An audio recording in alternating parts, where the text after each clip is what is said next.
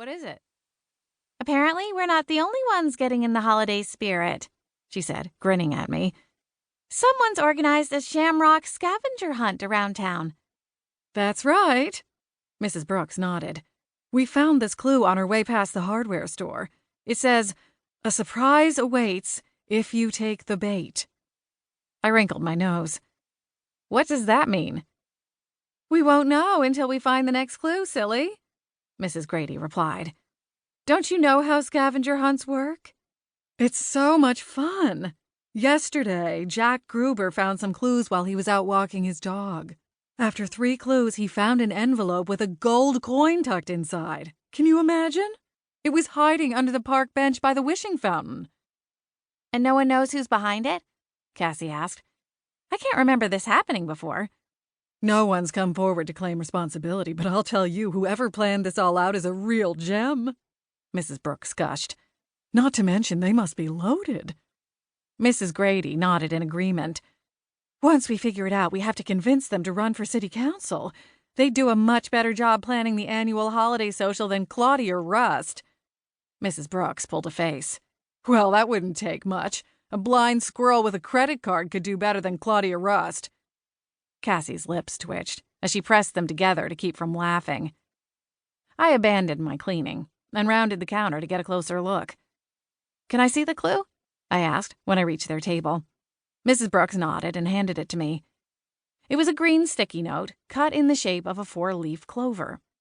The handwriting wasn't familiar to me, but if I had to guess, it was female. The loopy letters were more ornate than most men would bother with. Take the bait. Cassie raised a finger. I know. Sam's bait and tackle.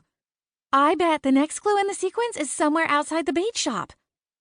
The ladies exchanged a look and hurried to push up from their chairs. Sam will be leaving soon. We better hurry if we want to catch him before closing. Mrs. Grady took their drink cups and Mrs. Brooks snatched the clue from my fingers. Thanks, girls. Cassie laughed. Any time. You'll have to let us know what you find. Of course, dears. See you tomorrow. They shuffled excitedly for the door, and we watched them hurry down the sidewalk, whispering together with bright eyes. Can you imagine the look on Sam's face when those two burst through the front door, waving the clue around and demanding to know where the next one is? I asked Cassie. She laughed. I hope whoever hid the clues gave him a heads up. Makes me want to grab some popcorn and go watch. I guess we'll hear all about it tomorrow. And in the meantime, we know to keep our eyes peeled for clues. Cassie stooped to sweep up the small pile of dust she'd collected. I wouldn't mind if someone wanted to hide a few clues around here. We could use the extra business. Not to mention the tip money, I added, circling back to the register. I fished out the contents of the ceramic tip jar and quickly decided to leave it all for Cassie. It was hardly worth splitting. It'll pick up again soon enough, she said, straightening. Before we know it, the whole harbor will be overrun with tourists, and I'll be begging you to come back full time.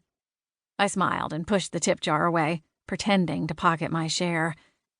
Guess I'll have to see how business shakes out over the next couple of months. Cassie smiled.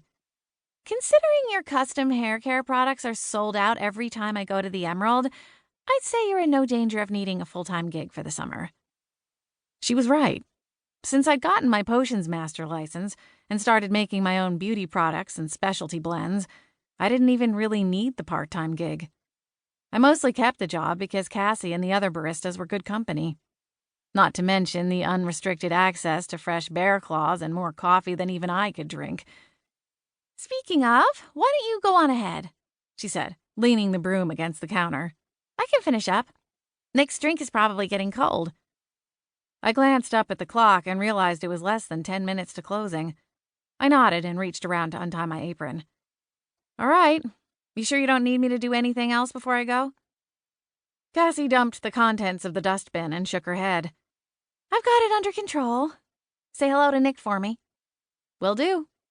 I wrote my time on my time card, slipped it back into the binder under the register, and hung my apron up on a peg in the short hall that led to the back room of the small coffee house. I picked up Nick's coffee cup and headed for the door. Have a good night, Cass.